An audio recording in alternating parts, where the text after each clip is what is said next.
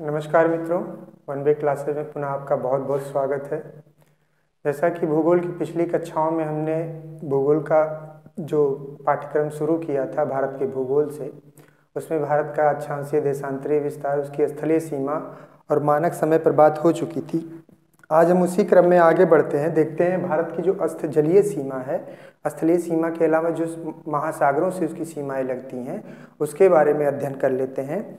तो सबसे पहले हम ये देखते हैं कि जो मुख्य भूमि की तटीय सीमा है भारत की, जो क्षेत्र, जैसे ये भारत का जो हमारा नक्शा है, ये सीमा जो हमारी है, ठीक है, उसकी कुल लंबाई कितनी है? 6100 किलोमीटर है। कितनी लंबाई है? 6100 किलोमीटर।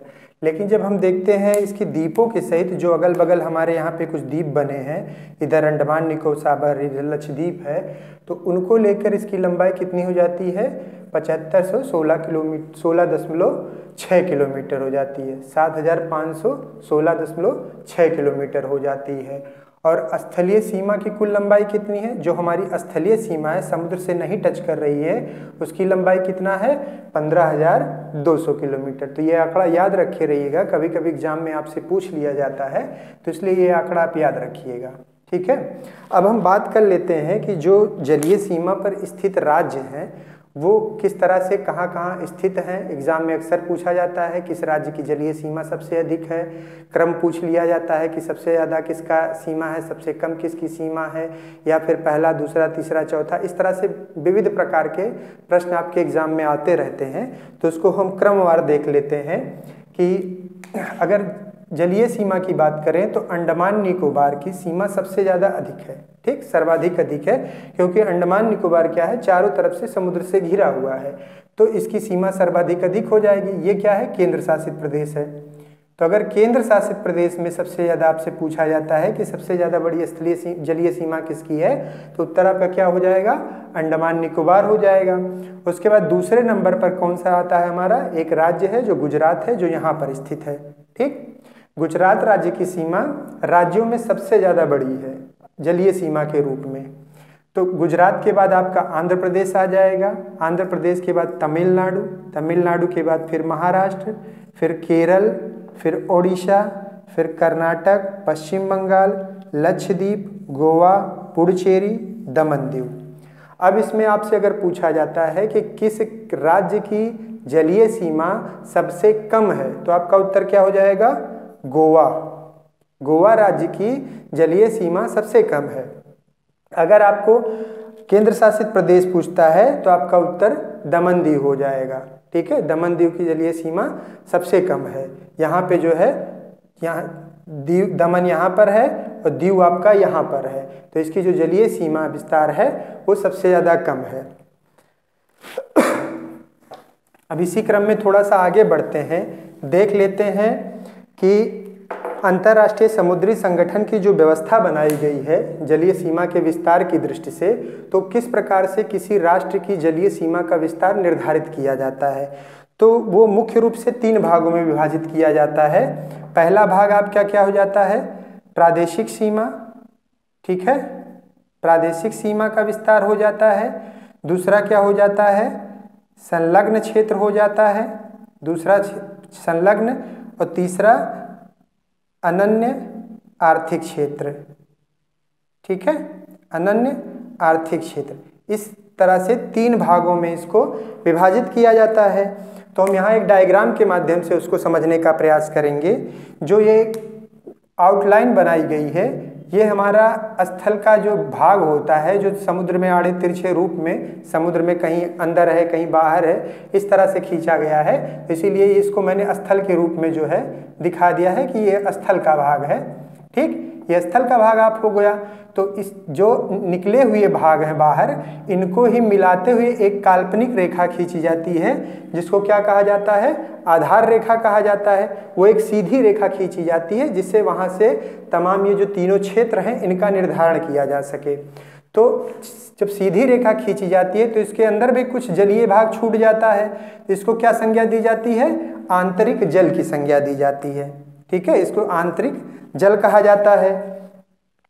अब थोड़ा सा हम आगे बढ़ते हैं कि जो ये आधार रेखा है यहाँ से लेकर 12 समुद्री मील तक, ठीक, 12 समुद्री मील तक जो हिस्सा होता है हमारा वो क्या होता है, प्रादेशिक समुद्री सीमा। प्रादेशिक सीमा के अंतर्गत आता है जिसे क्षेत्रीय विस्तार सागर या प्रादेशिक समुद्री सीमा भी कहा जाता है। ठीक, कितना होता है, 12 समुद्री मील। अब एक समुद्री मील बराबर कितना होता है, 1.8 मील होता है। ये भी आपसे एग्जाम में पूछा जाता रहा है कि एक समुद्री मील बराबर कितना होता है। समुद्री मील को ही नॉटिकल मील भी कहा जाता है, इसको नॉटिकल मील भी कहा जाता है, इसलिए याद रखिएगा कि नॉटिकल मील, अंग्रेजी में इसको नॉटिकल मील कहा जाता है, हिंदी में समुद्री मील है।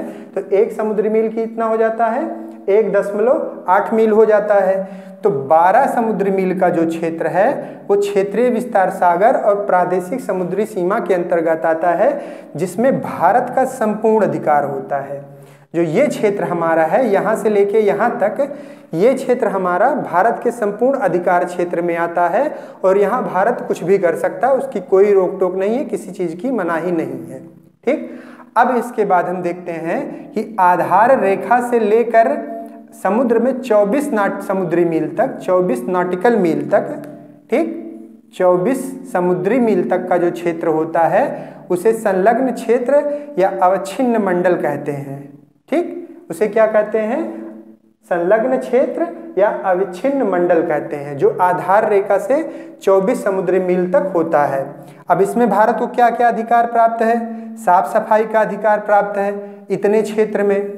ठीक, सीमा शुल्क की वसूली का अधिकार है, जो जहाज आएंगे, अगर इस क्षेत्र में कोई जहाज आ जाता है तो उसके सीमा शुल्क की वसूली। वित्तीय अधिकार संबंधी जितने प्रकार के वित्त से संबंधित जितने अधिकार हैं वो यहाँ पर उसको प्राप्त हैं। इसके बाद तीसरा भाग जो आता है हमारा वो आता है अनन्य आर्थिक क्षेत्र का भाग।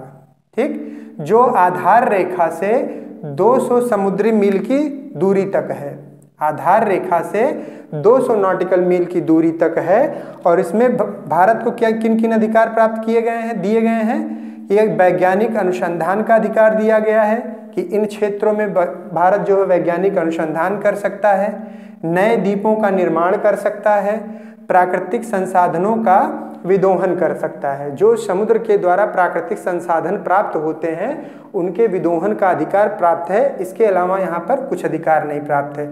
200 नॉटिकल मील के बाद जो है उच्च सागर का स्थान आ जाता है, जहाँ पर सभी राष्ट्रों को जो है समान रूप से अधिकार दिया गया है।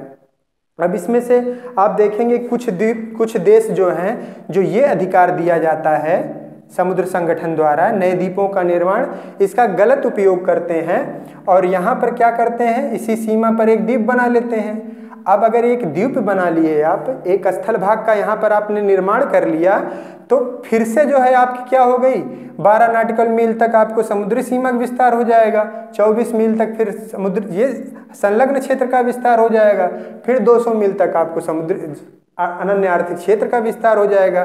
तो इस प्रकार से उसका गलत फायदा उठाकर बहुत से देश अपनी जो समुद्री सीमा है उसका विस्तार करते रहते हैं। ठीक है, तो इन चीज़ों को ध्यान में रखिएगा। एग्जाम में काफ़ी चीज़ें इससे पूछी जाती हैं, कॉन्सेप्ट बेस पे इस पे कभी कभी क्वेश्चन पूछ लिया जाता है, या फिर एक समुद्री मील बराबर कितना है, ये चीज़ें आपसे अक्सर पूछी जाती हैं। खासकर ये वाला क्वेश्चन अगर गुजरात ऑप्शन में नहीं है तो आप आंध्र प्रदेश को लगाएंगे, अगर प्रथम दो को नहीं दिया है तो आप तमिलनाडु की सीमा को लगाएंगे। तो इसलिए क्रम से जब आप चीज़ें याद रखेंगे तो किसी भी चीज़ में आपको संदेह नहीं होगा, और किसी भी प्रकृति का अगर प्रश्न होगा, चाहे वो मिलाने के लिए हो, चाहे जैसा प्रश्न हो, सत्य हो असत्य हो, किसी भी प्रकृति का प्रश्न हो, तो वो आप आराम से उसको हल कर ले जाएंगे।